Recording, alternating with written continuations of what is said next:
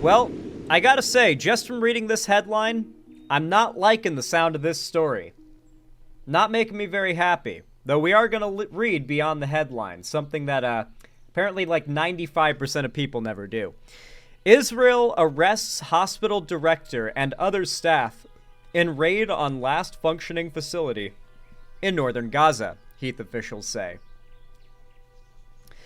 So, northern Gaza, last I checked, was like the least bombarded and destroyed by Israel. Like southern and central Gaza, aren't they like the most fucked? Wasn't northern Gaza like the only part of it that people were being like directed to go there and then try to flee and maybe seek some kind of asylum in Egypt to the north? So northern Gaza having one final hospital facility that's functional and it's seemingly possibly being shut down by Israel seems like a pretty big problem. Northern Gaza was indeed the last untouched part. Well, not untouched, but undevastated, I guess you might say. Uncompletely devastated. Israel has arrested a hospital director in a raid that closed the last major functioning health facility in northern Gaza, with its forces also accused of ordering patients to strip in the streets. By the way, guys, Netanyahu, I think, gets arrested the second he steps foot in, like, most of the EU, right? Because the International Criminal Court, I think, ICC, is that right? Has put out a arrest warrant for Netanyahu and the leaders of Hamas. Yes, that's correct. Yeah, I remember covering that. So, like, we're at the point now where, like, there's no ambiguity about how badly Israel is treating the Palestinians and just completely disregarding their safety and their rights in their war with Hamas. And even outside of their war with Hamas, they're taking of land for building settlements and trying to justify the violent taking of said land from those people. Hell, just the way that people who are Palestinian live in the land occupied by Israel. They are not really treated all that well. Kamal Adwan Hospital is now empty, quote-unquote, after the remaining patients, some of them critically ill, along with caregivers and health workers, were transferred to the Indonesian hospital in Beit Lahia. The World Health Organization said, the facility has come under frequent Israeli fire in recent months, and its closure exacerbates a dire humanitarian situation in northern Gaza. The whereabouts of Kamal Adwan's director, Dr. Hassam Abu Safia, and other staff are unclear, friends and colleagues say. Quote, we do not know the fate of Dr. Hussam. He was actually threatened by the army as soon as they arrived at the hospital. A nurse from Kamal Adwan Hospital, Rawiya al-Basht, told CNN. The Israeli military acknowledged Saturday it had detained Dr. Abu Safia, saying he was suspected of being a Hamas terrorist operative. The Israeli Defense Force, or IDF, said it raided the area of the hospital and detained at least 240 Hamas and Islamic Jihad terrorists, quote-unquote, alleging the facility was being used as a Hamas terror stronghold. Individuals are being questioned. Those found not to be involved in terrorist activities are released, the IDF said. Now, one thing I will say when it comes to discussion about Israel is that because Israel is, like, awful, like the IDF is fucking awful, people will assume the IDF is awful in every possible way, and sometimes it ends up being a little bit of an overstep. So I'm sure that, like, realistically, when you think about it, the IDF probably doesn't want to, like, waste resources on detaining and holding people that are likely not much of a threat.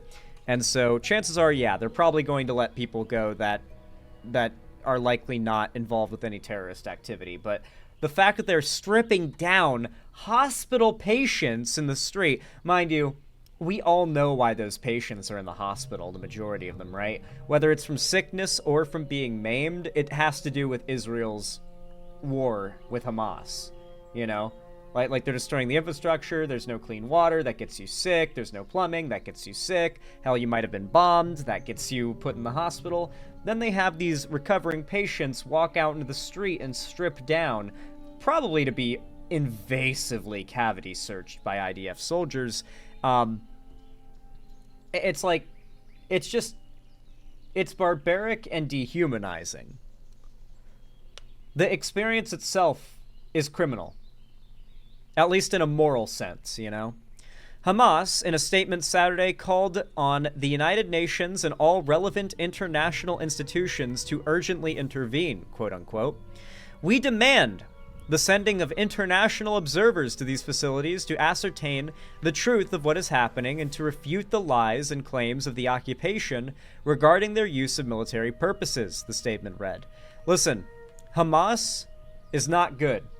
But if they're calling for the United Nations to send overseers to watch over these facilities and to make sure and to prove that Israel's statements about there being Hamas activity in these hospitals aren't true, assuming they aren't true, and in many cases those claims are true, that is a reasonable request. Like, the UN are about as neutral and trustworthy of a source on this that you could get if you wanted them to oversee these places and determine if these hospitals are actually like targets that have any, like, if they have any reason to be a target. That's a pretty reasonable statement, surprisingly, from the Hamas leaders. Israeli forces launched a renewed aerial and ground incursion in several parts of northern Gaza in early October this year, saying they were targeting a resurgent Hamas presence there. The onslaught has raised streets to carpets of debris, killed entire families, and severely depleted food, water, and medical stocks. It is quickly becoming like a zombie apocalypse scenario in there, where everyone is running out of resources. It is getting harder and fewer and far between when aid deliveries are made. People are getting sick. People are no doubt fighting over what there is. It's a very, very rough situation. The section's called No Limit to the Beating. On Friday, Dr. Safia said in a post on social media that Israeli forces were besieging the facility, quote, and issuing orders for its evacuation, unquote. Multiple nurses have said staff and patients were then ordered to leave the hospital and gather outside. Once outside, staff and patients were separated by gender, and both men and women were told to remove their clothes, two nurses told CNN. Quote, those who refused to remove their clothing were beaten. Sharouk Saleh Rantisi, a nurse working in the laboratory, said on Friday. After hours of being held, they were forced to move to the nearby Indonesian hospital, the staff said. A facility the WHO has described as destroyed and non-functional.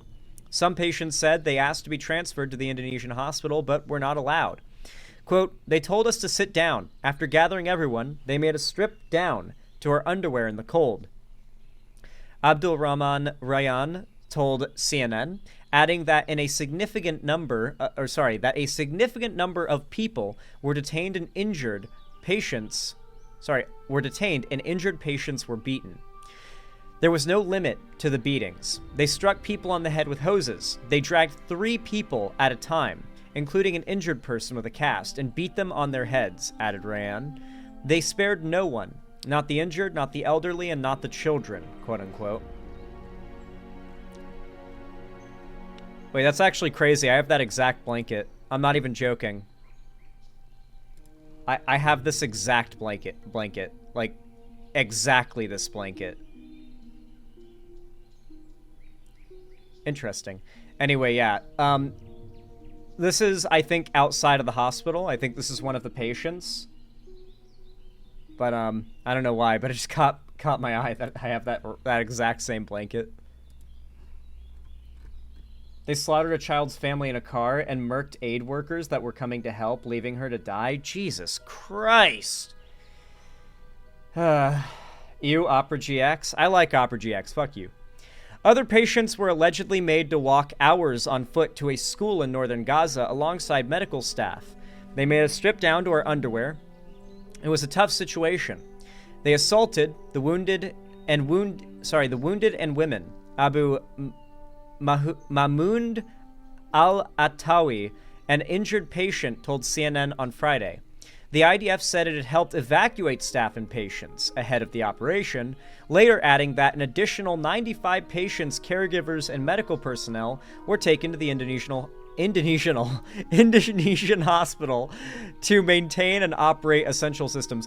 I like that. The patients and the doctors and the nurses of the hospital all say they stripped us down, they searched us, and they made us walk in the cold in our underwear to another hospital, likely at gunpoint. They didn't say that, but probably at gunpoint. That's like a given, right? They're IDF soldiers in Gaza. They have their guns out. And so the IDF's way of wording that story is, we evacuated them to safety. Okay. It's often necessary for terror suspects to take off their clothes so that their clothes can be searched and to ensure that they're not concealing explosive vests or other weaponry. According to IDF guidelines, as soon as possible after the search, their clothing is returned to them or alternative clothing is provided, quote unquote. Like, that is true. If you are going to operate as a urban military force in this type of environment, dealing with, like, actual terrorists, like, yeah, you do have to be very, very cautious. Like, any individual in the crowd could pull out a gun and, like, kill 15 of your friends in the blink of an eye. That is the reality. Like, to be very clear here, that has happened. Like, IDF soldiers have had, like, just been walking down a street, and a moment later, 5 of their friends are dead. Because some random person they walked past was actually concealing a gun. Or blown up because someone they walked past was concealing explosives. This happens. It is real. It is real. Anyway, I'm sorry. That's real, right? And so if you're going to do what the IDF does, to an extent, you have to be pretty, like, hardcore on the thoroughness and the safety, because you are in a very dangerous situation. The problem is, it's hard to feel so much sympathy when Israel is putting themselves in that situation, right?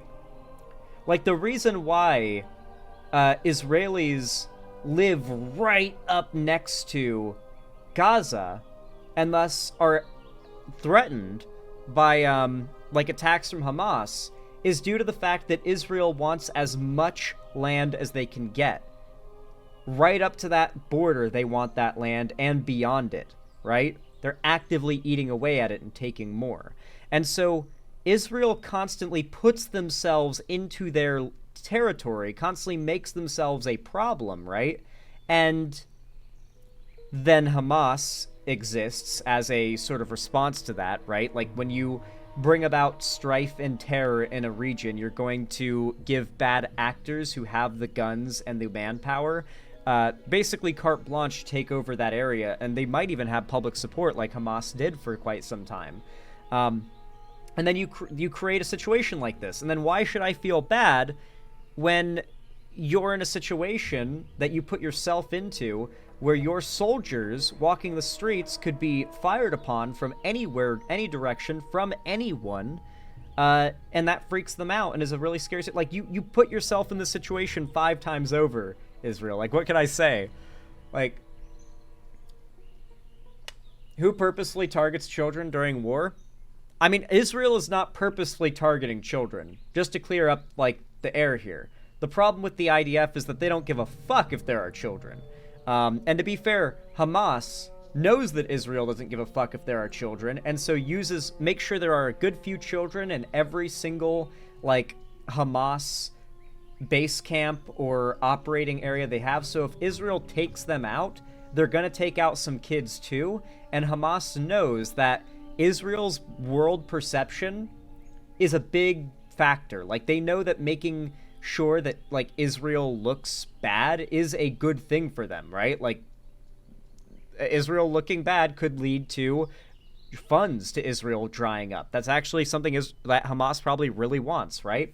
And so I have no doubt that Hamas puts kids in the line of fire, because if Israel ends up being responsible for dead kids, that makes Israel look bad. That's good for Hamas, right? But at the same time, the IDF doesn't seem to act as though they care if they're going to end up hitting kids and innocents and stuff like that. It's like, it's just the worst on every side. But I wouldn't necessarily say the IDF is actively targeting children.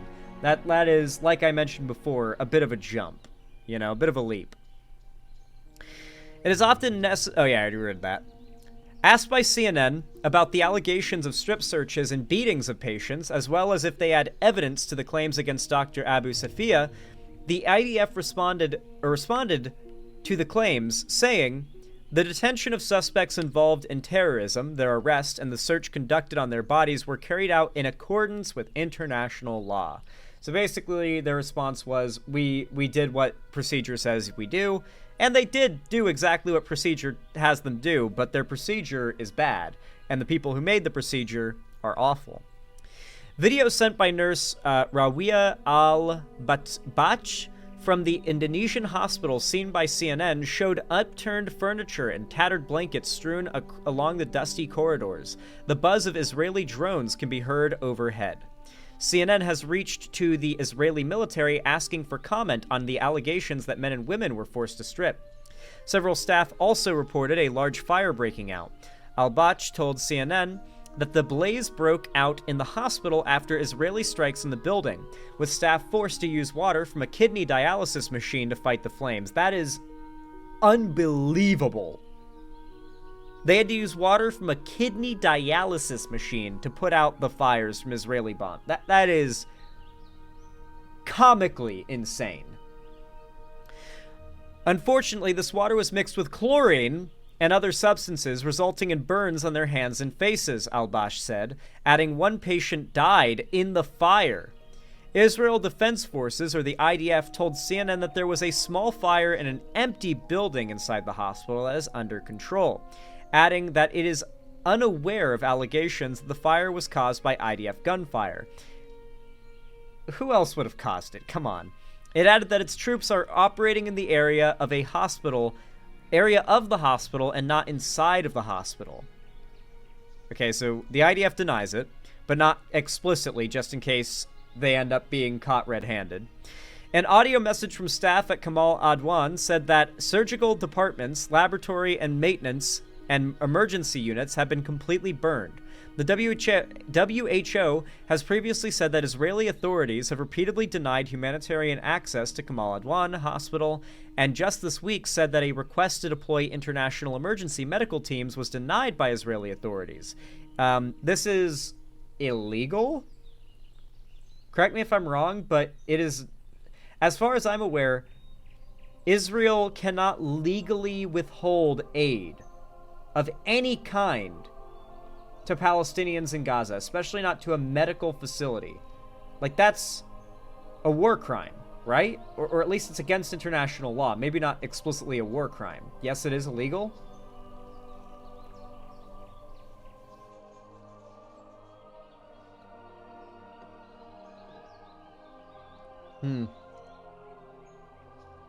The WHO has previously said that Israeli authorities have repeatedly denied humanitarian access to Kamal Adwan Hospital, and just this week said that a request to deploy international emergency medical teams was denied by Israeli authorities. Quote, despite the need for immediate surgical interventions for injured patients. Honestly, that might be one of the most hard-hitting points on Israel I've ever seen. If you guys take anything from this video, guys, commit this single paragraph to memory. I beg of you. If you encounter a hardcore Israeli nationalist Zionist type, ask them what they think of this.